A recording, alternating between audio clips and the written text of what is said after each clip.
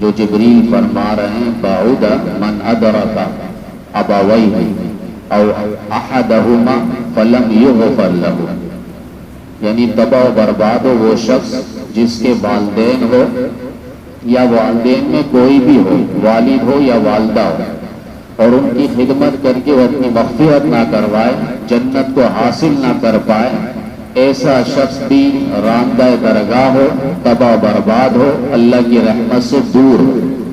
یعنی بہت بہترین موقع ہے جنت حاصل کرنے کا کہ ماں باپ کی خدمت کر لو، یا ماں باپ میں کوئی بھی ایک زندہ اس نے پا لیا اس کی خدمت کر لے۔ فرمایا یہ شخص جنتی ہو جائے گا، اللہ اس کو جنت پہ داخل کرنے میں کسی چیز کو حائل اور رکاوٹ نہیں بنائے گے۔ بنی اسرائیل سے بھی اللہ تعالیٰ نے یہ وعدہ لیا تھا، وَإِذْ أَخَذَ اللَّهُ مِيثَاقَ بَنِي إِسْرَائِيلَ لَا تَعْبُدُونَ إِلَّا اللَّهَ وَبِالْوَالِدَيْنِ إِحْسَانًا، کہ والدین کے ساتھ حسن سلوک کے ساتھ پیش آنا۔ وَقَضَىٰ رَبُّكَ أَلَّا تَعْبُدُوا إِلَّا إِيَّاهُ وَبِالْوَالِدَيْنِ إِحْسَانًا۔ اللہ تعالیٰ نے اپنی عبادت کے بعد، توحید کے بعد جس لفظ کو ذکر فرمایا وہ والدین کے ساتھ حسن سلوک کا، اللہ کی عبادت اور والدین کی خدمت۔ تو یہ ایک بہت بہترین ذریعہ ہے، اور اس کے پاس ایک موقع ہے کہ والدین ہیں تو ان کی خدمت کر لیں۔ فرمایا جو ان کو راضی رکھے گا وہ اللہ کو راضی رکھے گا، اور جو ان کو ناراض کرے گا تو اللہ تعالیٰ کو ناراض کرنے کے مترادف ہے۔ والدین اگرچہ کافر کیوں نہ ہو، فرمائیں کہ پھر بھی ان کے ساتھ الجھنا نہیں ہے۔ قرآن کریم میں سورہ لقمان میں اللہ تعالیٰ نے یہاں تک فرمایا قانون کے مطابق حسن سلوک کے ساتھ اور میانہ روی نرمی کے ساتھ ان کے ساتھ گفت و شنوئی کرے۔ اب ہوتا یہ کہ ہم آپس میں ہوتے ہیں تو ہنسی مذاق کے ساتھ، لیکن والدین کے ساتھ ہوتے چڑچڑاپن کہ والدین کو دیکھ نہیں سکتے، جہاں دیکھنا حج عمرے کے برابر ثواب ہے۔ وہ حج عمرہ جو مقبول ہے، جس کی قبولیت پہ کوئی شک نہیں ہے، اور وہاں پر وہ بالکل 30 مار خان بنا ہوتا ہے اور اپنے چہرے پہ مسکراہٹ نہیں لاتا، یہ تو دنیا کا ایک عظیم سرمایہ ہے اور کائنات کی ایک عظیم دولت ہے والدین کا مل جانا، اور ان کی خدمت پھر ہو جانا تو سونے پر سہاگا ہے۔ اور فرمائیں کہ یہ والدین جو ہے ان کی قدموں میں اللہ تعالیٰ نے جنت کو سجایا، ان الجنت تحت اقدام امہاتکم، ماں کے قدموں تلے جنت اللہ تعالیٰ نے سجا دیا۔ باپ کا بھی مقام بیان فرمایا۔ اب بعض تو بالکل ماں کی شان پہ لگے ہوتے، بس لگے ہوتے۔ ہمارے پیر و مرشد شیخ وسندی حضرت مولانا مفتی زرولی خان صاحب رحمۃ اللہ علیہ فرمایا کرتے تھے یہ عیسائیت کی پیداوار ہے، جو صرف ماں کی شان بیان کرتے، ماں نے پیدا کیا لیکن باپ نے جنا ہے، اس باپ کی شان اور عظمت پر کوئی اشعار نہیں، کوئی نظم نہیں، کوئی قصیدہ نہیں، کوئی کلام نہیں، صرف ماں کی عظمت کے گن گاتے ہیں۔ یہ لوگ عیسائیت کی پیداوار ہے کہ حضرت عیسیٰ علیہ السلام کی والدہ ہے، ماں والد نہیں ہے۔ ان مثل عیسیٰ عند اللہ کمثل آدم، کہ اللہ تعالیٰ نے حضرت عیسیٰ علیہ السلام کو آدم علیہ السلام کی طرح پیدا فرمایا۔ جس طرح آدم علیہ السلام بغیر ماں باپ کے پیدا ہوئے، اللہ تعالیٰ نے اسی طرح حضرت عیسیٰ علیہ السلام کو بغیر باپ کے پیدا فرمایا۔ تو یہ ماں کی شان صرف ہوتی ہے، باپ کی عظمت کا ڈنکا نہیں بجایا جاتا۔ تو باپ کے بارے میں حدیث میں فرمایا کہ یہ جنت کا دروازہ ہے، اب دروازہ بند ہو تو اندر کوئی داخل نہیں ہو سکتا۔ فرمایا ان کی خدمت بھی لازمی پکڑو۔ وہ الگ بات ہے کہ ماں کی عظمت اس لیے زیادہ حدیث میں بیان فرمایا گیا کیونکہ ماں کئی تکلیفوں سے، مشکلوں سے، پریشانیوں سے گزرتی ہے۔ ایک تو 9 ماہ اس بچے کو پیٹ پہ لیتی ہے، اور پھر جنتے وقت الگ تکلیف، 2 پہاڑوں کے درمیان رکھ کے ایسے جیسے ماں کو کچلا جا رہا ہو، اور پھر اس کے بعد 2-3 سال تک تو ماں سکون کا نیند سو نہیں سکتی۔ فرمایا اتنے مشکلات کے ساتھ اس کو پالتی ہے، اور اس کی غذا، نشو و نما، سردی گرمی، ہر چیز کا احساس اور ادراک رکھتے ہوئے یہ ماں پرورش کر رہی ہوتی ہے۔ تو ماں فرمائے کہ اس کے ساتھ صلح رحمی کرو، اس کے ساتھ اچھا برتاؤ کرو، یہ اس کے ساتھ ہر اعتبار سے یہ تمہارے لیے ماں باپ جنت ہے یا دوزخ ہے، نبی علیہ السلام نے فرمایا۔ یعنی ان کی خدمت کر لو تو جنت ہے، اور اگر ان کو ناراض کیا تو یہ نار ہوگا، تمہارے لیے جہنم کا ایندھن ہے اور آگ ہے۔ فرمائیں کہ یہ ماں باپ کے نافرمان جو ہے ان کی سزا اللہ تعالیٰ دنیا میں بھی دے دیتے، دنیا میں بھی دے دیتے۔ دین پور شریف کے بڑے ولی اور بڑے عالم حضرت مولانا عبدالشکور دین پوری رحمۃ اللہ علیہ فرمانے لگے، میں ایک پروگرام میں جا رہا تھا، اچانک میں نے راستے پہ دیکھا ایک شخص پڑا ہوا ہے خستہ حالت میں اور اس کی دونوں ٹانگیں نہیں ہیں۔ میں گاڑی سے اترا، اس کے قریب ہوا، اس کے حال احوال پوچھوں، میں نے دیکھا اس کے دونوں ٹانگ نہیں ہیں اور عجیب خون اور پیپ رس رہا ہے اور مکھیاں بن آ رہی ہے۔ تو میں اس کے قریب ہوا تو اس نے کہا کہ مولانا صاحب آپ لوگ دور ہو جاؤ، میں بد نصیب ہوں، محروم شخص ہوں، آپ لوگ اللہ والے نیک لوگ لگتے ہو، لہذا آپ لوگ مجھ سے دور ہو جاؤ، میرے قریب نہ ہو۔ حضرت مولانا عبدالشکور دین پوری رحمہ اللہ پھر بھی ان کے قریب ہوئے اور پوچھا کہ یہ آپ کی حالت کیسے ہوئی ہے اور کوئی آپ کا ہے نہیں؟ تو اس نے کہا کہ میں نے والدین کے اوپر ہاتھ اٹھایا تھا اور اس کا نتیجہ میرے ساتھ آج یہ ہوا پڑا ہے کہ مجھے اب کوئی دیکھنے کو ترستا نہیں ہے، میرا حال یہ پڑا ہوا ہے۔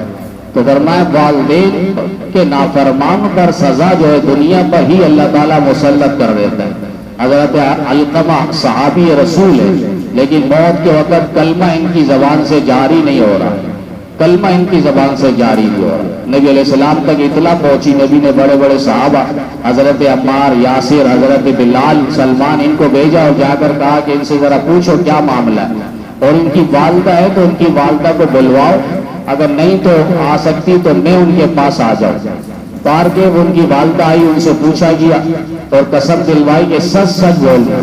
اس کے بعد ان کی والدہ نے کہا ویسے تو یہ تہجد گزار ہے، نماز بھی پڑھتا ہے، روزے بھی رکھتا ہے، صدقہ خیرات بھی کرتا ہے، بہترین انداز میں، مگر اس نے میری نافرمانی کی تھی اور اپنی بیوی کو مجھ پر اس نے ترجیح دی ہے، اس لیے میں اس سے خفا ہوں اور ناراض ہوں۔ تو نبی علیہ السلام نے فرمایا اسی ناراضگی کی وجہ سے اللہ تعالیٰ ان کی زبان سے کلمہ کو روک دیا۔ تو اس کے بعد نبی علیہ السلام نے فرمایا کہ لکڑیاں جمع کرو اور آگ جلاؤ، علقمہ کو اس میں ڈالو تاکہ اس کی روح نکل جائے اور یہ جسم اس کا خاموش ہو جائے۔ تو نبی علیہ السلام کے پاس ماں فریاد کرنے لگی کہ میرے سامنے آپ میرے لخت جگر اور گوشہ جگر کو آپ جلائیں گے؟ کہا کہ اگر نہیں جلائیں گے تو پھر اس کی روح نہیں نکل رہی ہے تو تکلیف میں۔ تو ان کی والدہ نے کہا میں اس کو آگ میں برداشت نہیں کر سکتا۔ تو نبی علیہ السلام نے فرمایا دنیا کی آگ پہ آپ برداشت نہیں کر رہے، اگر وہاں چلا گیا جہنم میں تو وہاں کی آگ کیسے برداشت کرے گا؟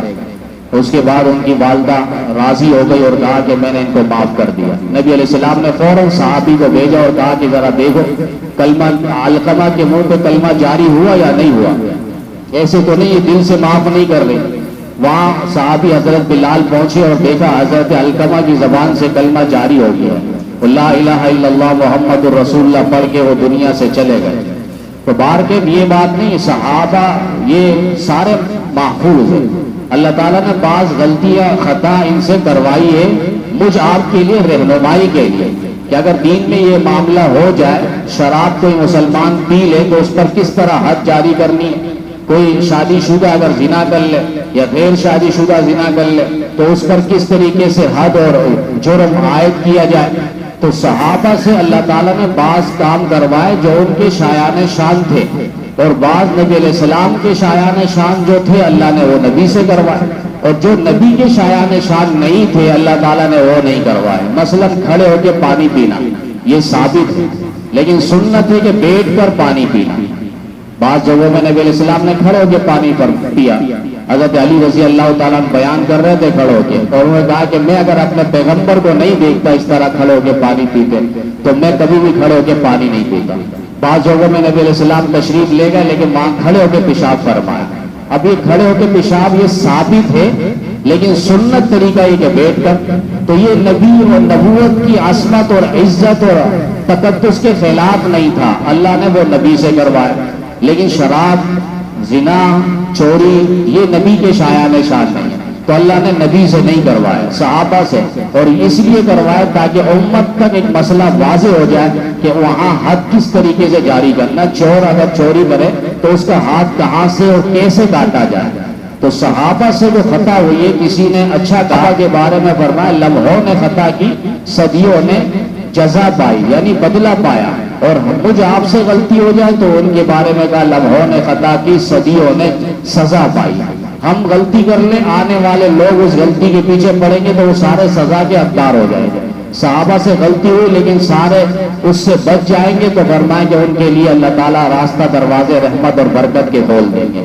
تو یہ ایک عمل کروایا تاکہ امت کو پتہ چلے ماں باپ کے نافرمان کے ساتھ ایسا بھی ہوتا ہے، ہو سکتا ہے، لہذا اس چیز سے بچیں۔ تو ماں کے قدموں کے لیے اللہ تعالیٰ نے جنت کو سجایا۔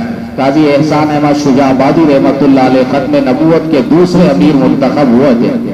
وہ فرماتے کہ میں نے والدہ کو حج پہ لے گیا اور وہاں میں نے ان کو سارے مقامات پہ حاضری، طواف، ملتزم اور صفا مروہ ساری دوڑ لگوائی۔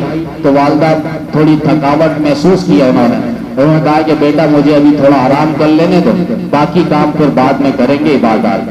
تو یہ آرام کے لیے لیٹ گئی، بوڑھی ماں ہے قاضی احسان احمد شجاع آبادی رحمۃ اللہ علیہ، وہ ماں کے قدموں میں بیٹھ گیا۔ ماں کو نیند آ گئی، یہ پاؤں دبانے لگا اور لگاتے لگاتے انہوں نے ہاتھ پہ ایک پاؤں اٹھا لیے اور ایک ہاتھ بیت اللہ کی طرف رخ کیا اور کہا کہ اللہ آپ نے بھی سچ فرمایا اور آپ کے پیغمبر نے بھی سچ فرمایا کہ ان الجنت تحت اقدام امہاتکم، کہ ماں کے قدموں تلے جنت کو آپ نے آباد کیا ہے، لہذا آج ماں کے قدموں کے سائے مجھے آج جنت کا نظارہ دکھلا دے۔ اتنی بات کی کہ ماں کی آنکھ کھل گئی، فوراً تھپا رسید کر دیا، کیا کہہ رہے ہو؟ کہا کہ میں نے کوئی غلط بات نہیں کی، حدیث میں کہ ماں کے قدموں میں اللہ نے جنت رکھی، لہذا میں اس آپ کا واسطہ دے کر اللہ تعالیٰ سے دعا کر رہا ہوں۔ تو کہا بیٹا ایسی بات نہ کرو۔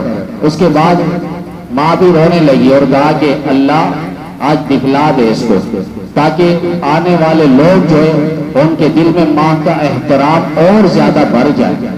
اور اس کے بعد حضرت قاضی احسان احمد شجاع آبادی رحمۃ اللہ علیہ فرماتے پورا حرم جو ہے وہ روشن اور منور ہو گیا، اور اس کے بعد میں نے ماں کے قدموں میں نے جنت کے نظارے دیکھے، اور ماں نے ایک دعا دی تھی کہ بیٹا ایک وقت آئے گا تیری جھوٹیاں نواب اٹھائیں گے، جیسے اس دور کے گورنر ہے، اس دور کے نواب ہوا کرتے تھے، گورنر ہے، وزیر اعلیٰ ہے، تو وہ تیری چپل اٹھانے کو فخر محسوس کریں گے۔